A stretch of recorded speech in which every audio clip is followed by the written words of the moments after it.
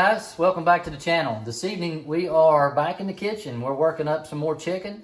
Going to be putting it in canning jars and taking you through the process of pressure sealing it and also making some chicken broth out of our stock that we have left over. We're not actually showing you the whole process from start to finish. We do have that in another video. We'll attach the link there to where you can go back and watch that video. But we hope you enjoy it. We aren't going to put the chicken legs or the wings into the canning jars. I have canned the chicken legs before, but you can only fit like 2 or 3 in a jar. That really takes up a lot of your jars if you're canning a bunch, so I don't usually can those. We'll put those in the freezer. When I start off, I fill my pressure canner with about 2 inches of water, and I go ahead and turn my heat on to medium. If my water starts getting too hot, I turn it down a little bit. I've already put my jars in the dishwasher, so they're sanitized, and they're still pretty warm. So I have this jar here filled up. Everybody does things differently. Seasoning wise, a lot of people just use salt. I like to use a chicken rub or seasoning along with the salt. So I use a teaspoon of salt and a half a teaspoon of the chicken rub. You'll want to use vinegar to wipe the tops of your jars to make sure there's no salt or seasoning or any kind of chicken left. Sometimes if you don't wipe them down good enough, then they won't get a good seal. I also have the flats over here in hot boiling water. And you'll want to take those out and dry them off, but be careful not to touch them to contaminate them. Seems like more and more people are wanting to get into the canning process. You know, if the electricity goes out and it's out for any amount of time, then you're going to lose the stuff that's in your freezer if you don't have a generator. When you put the lids on, you don't want to over tighten them, because when you pressure can them, if they're over tightened, it will buckle the flat and you won't get a good seal. You also want to make sure that your jars are warm when you put them into the water. If you put a cold jar in the water, you could bust the bottom out.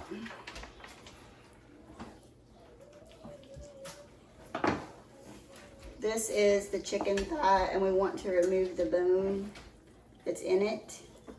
So I cut along both sides of the bone.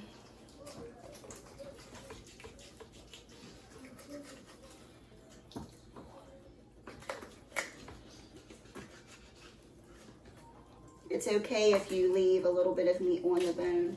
Some people want to make sure they get all of it off. But since I also use the bones for my broth, it's okay to leave some of the meat on. It just gives your broth more of a flavor. And I'm just taking some of the wings and the drums, and we'll probably vacuum seal and freeze those.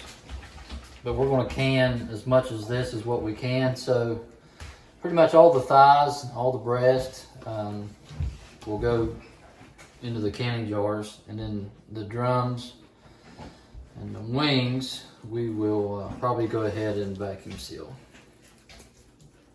You can cut these pieces into small cubes. It depends on what you're going to use it for.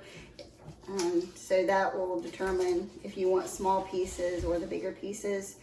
For me, I use the bigger pieces because when I open up a jar, usually we're either going to do chicken and dumplings, or I'm going to just fry the pieces with seasoning.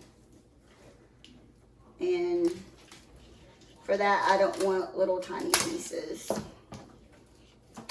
When you pressure can it, it also makes your meat really tender and it makes it fall apart.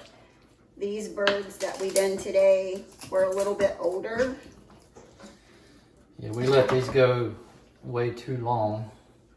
They got a little bigger than what we ideally would like, but time got away from us. Life gets busy, especially when your wife orders 150 meat birds to butcher, right? Yeah. Doesn't seem like much work when they're this big, but when they get big, it's a lot of work. It takes a lot of time. I believe that the bird that we're cutting up now, this one here that I'm cutting up, was actually a Freedom Ranger. And if you can see, it's a little bit more of a redder meat.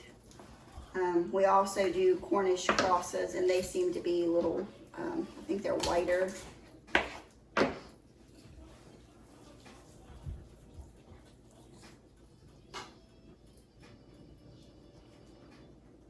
For whatever reason, a lot of people are afraid to can.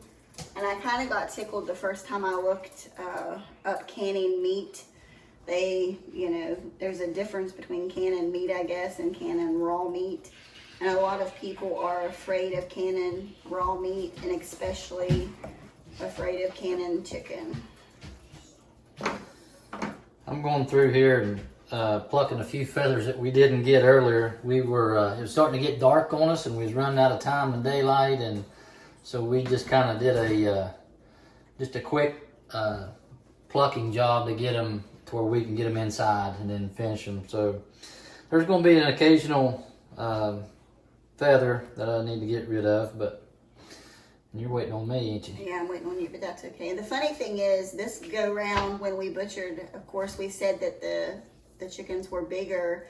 Usually we put at least 2 chickens in our plucker to start out with, so it doesn't like beat them up and bruise them too bad. Well, we tried to put 2 in this time, and it just kind of bogged down the plucker, and it did not want to turn. Yeah, these roosters was too big. We ran into that problem for the first time there last week. We processed one of our turkeys, and we let it go too long as well, and it was quite large. And the plucker was not liking trying to pluck the turkey, so we had to take it out and do something different. But we ran into a lot of problems with the turkey. We realized that our scalding pot was way too small. So we're learning as we go. Yep, it's all trial and error. I use all the little extra pieces of the carcass. You can see that he's throwing in the skin to our pot that we'll be making our broth with. You know, I got a message today from a friend of mine that says, hey, there's this lady in New York that says that they can't find turkeys anywhere. And said, I think that they're $8.90 a pound. Hi, Ellie. You need something else to drink?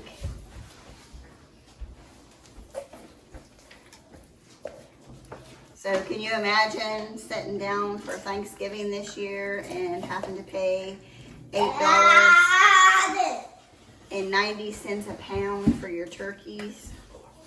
Seems like everything just keeps going up. Well, I think I done the math with what the turkey that we butchered last week or whenever it was, and I think that our turkey would have cost us $148, and I think that was at like $7 a pound. So I can't imagine having to pay that for a Thanksgiving turkey this year. Thankful we don't have to pay that for a Thanksgiving turkey this year. Praise the Lord.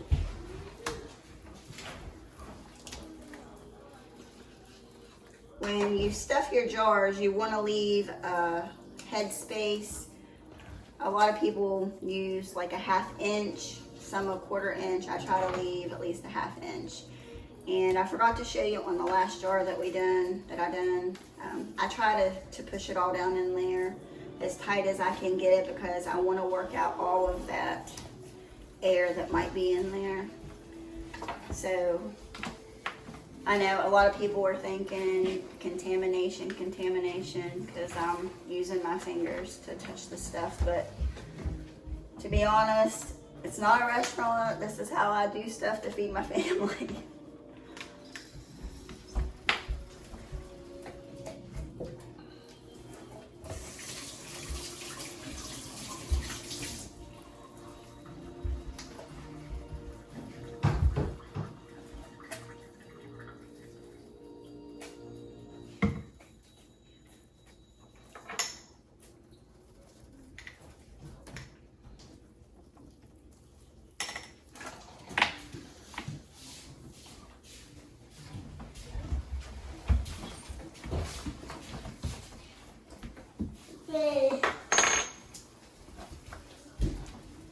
Ellie sees that mom and dad's doing something and she wants to be a part of it.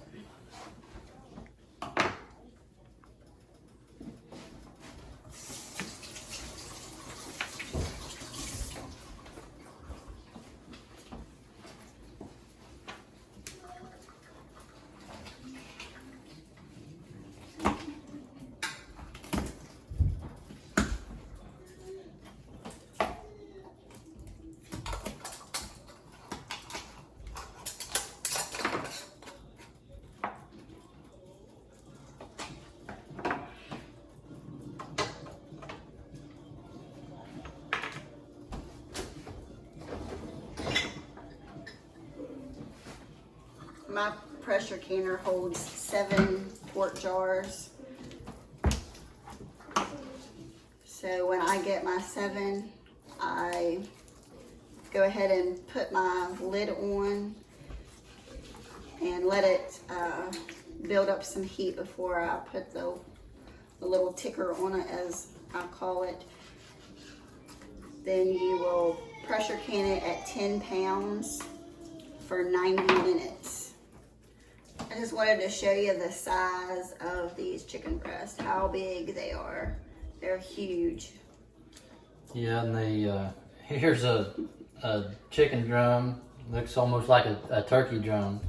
These meat birds, if they get really big, especially if you let them go longer than the desired age, they just keep growing. But it's, I mean, the meat looks really good. This is a chicken tender, and it's about the size of a chicken breast. So it's a lot of meat on these birds. We've had some folks ask us, you know, what made you change the direction? Eric has owned his own business and been into welding fabrication for many years, and then this year we've decided to take another route and try to go into the homesteading and more of growing our own food. And everybody asks, is it cheaper? And my answer is no, it is not cheaper. It is definitely more expensive to grow your own food, I think, versus, especially the animals, versus buying it at the store. But we know exactly what our chickens are eating. We know that we've not added any hormones or anything else to them, so it makes it nice knowing that this is something that we've raised here on our little place.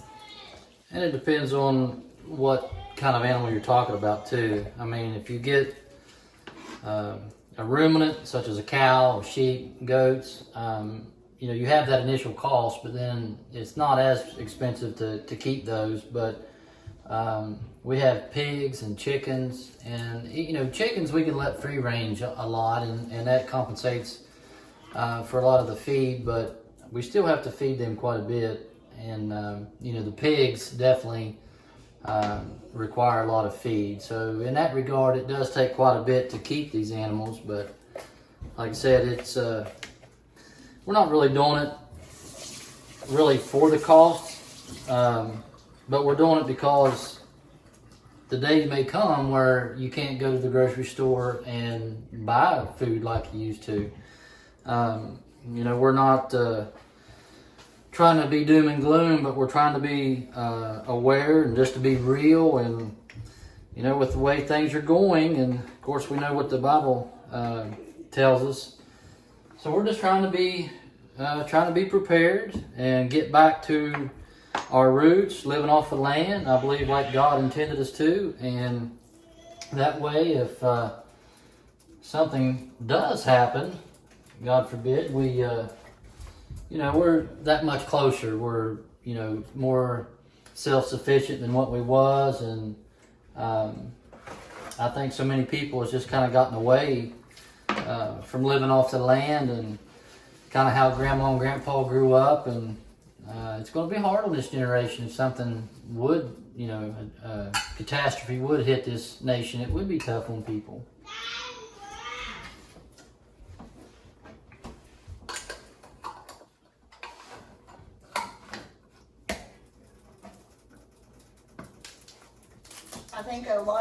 people even our age, not that we're old, but we're getting there.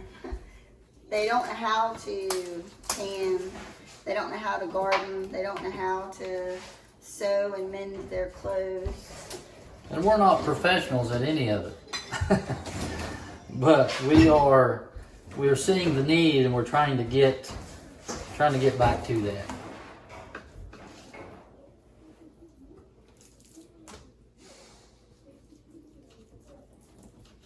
I'm not sure if Eric's mentioned before, our local people know that we also homeschool our kids, so they're able to be a part of this. They have their daily chores, they have their animals that they take care of.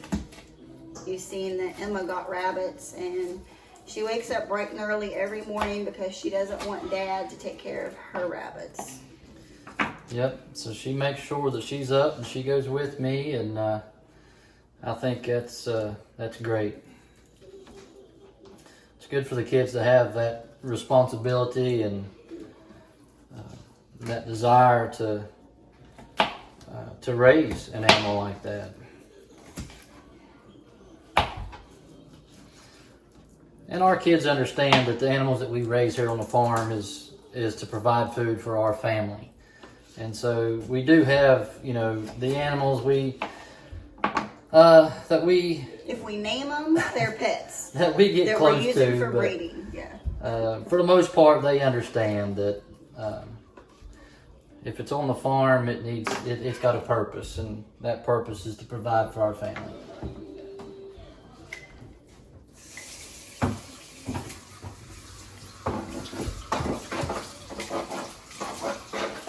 I think as the kids are around more and more, they won't mind being in the videos as much. They're still a little bit shy, so they don't like to be on camera very often.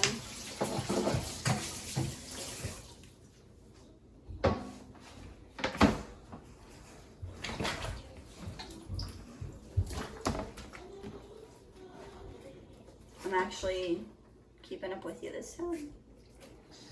Yeah. And I'm wondering, should we do 6 chicken legs or should we do all 12 with our large family? What do you think? Well, we could do 6, and That would feed you and Bub. yeah, well, we could always throw 2 in, 2 packs in. It doesn't matter, but at least we have the option with doing them in 6s. We can still make 12, or we can just make 6.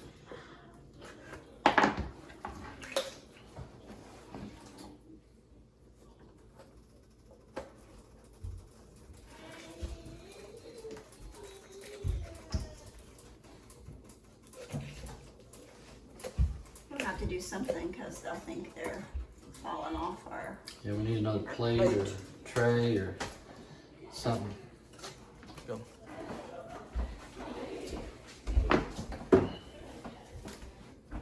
Well, that settles it. We're definitely only going to put 6 in the bag because they are huge.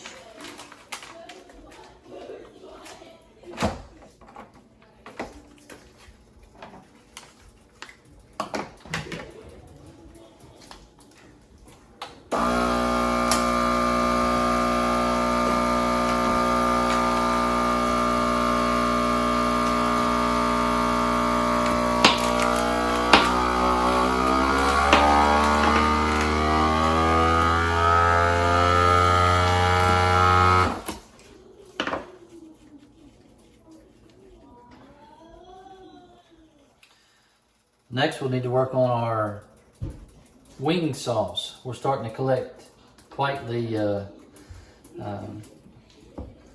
collection of wings, so we need to have a wing night. I think Emma has a recipe she wants to try. Yeah, she's our little baker.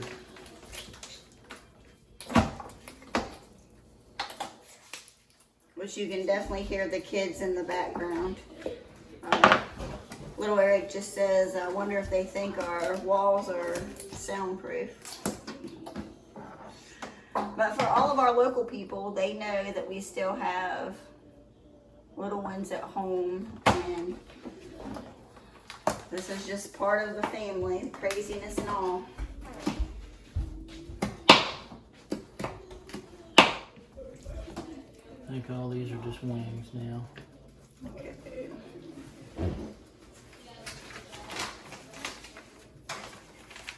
Now, how many do we have left to? Well, we got 2 more after this one. So I may want to just put all the wings in together, or when we order from Pizza Hut, You'll how many have- do you get? Like 18? You'll have 6 more drums to vacuum seal.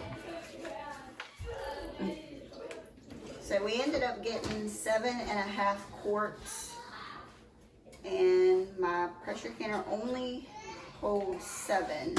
So I'm gonna go ahead and put this one in the refrigerator. Tomorrow I have things to do, but Eric's supposed to butcher some more of the chicken, so we'll add it to it tomorrow and I'll be able to pressure can it. I'm not sure if you guys remember back when COVID started and everybody went crazy and bought up all the flats that they could find. Well, this is what I was left buying a few years ago, and I thought I would give them a try. There's no name on them, so I'm hoping that they seal okay. So I have all 7 quarts over here with my 2 inches of water, and I'm gonna go ahead and place my lid on. Maybe. I'm gonna turn up the heat on it just a little bit and probably let it heat up for about 10 minutes before I go ahead and stick this on it. And remember, I pressure can mine at 10 pounds for 90 minutes. Okay, so the pressure canner was finally finished about 3 o'clock this morning. One thing I want to remind you of is to never try to take the pressure off of the canner faster than what it does on its own. A lot of times people will try to take this off to let the steam come out faster so they can get moving faster. But when you take this off or the steam comes out faster, if the pressure is let off faster, then it will suck all the juices out of your jars. And you definitely do not want that.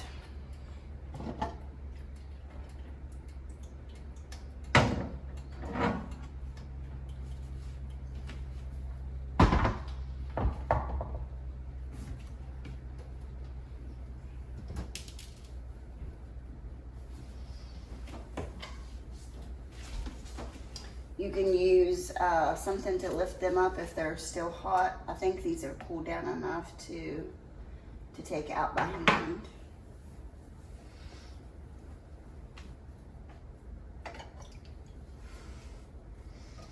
So this is the finished product.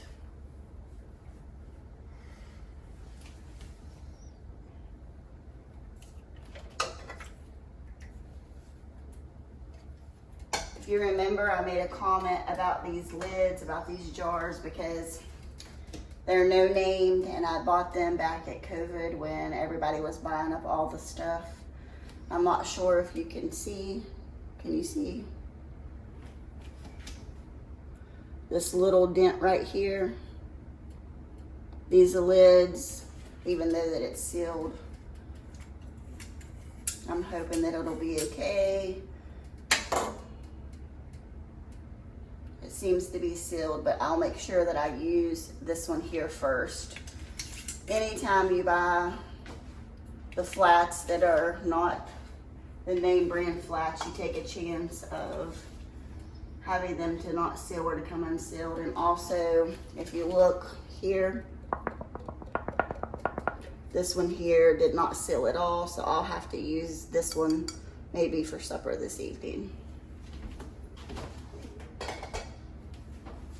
I'm kind of torn back and forth because I've spent a lot of money on the flats, but I don't know that it's worth wasting a bunch of canned food trying to use them, so I may end up having to just toss them. Thanks for joining us here in the kitchen. If you have any questions or comments, just leave them in a comment below and I'll try to answer them. Or if you have any tips that you would like to share with me, feel free to do so. See you next time.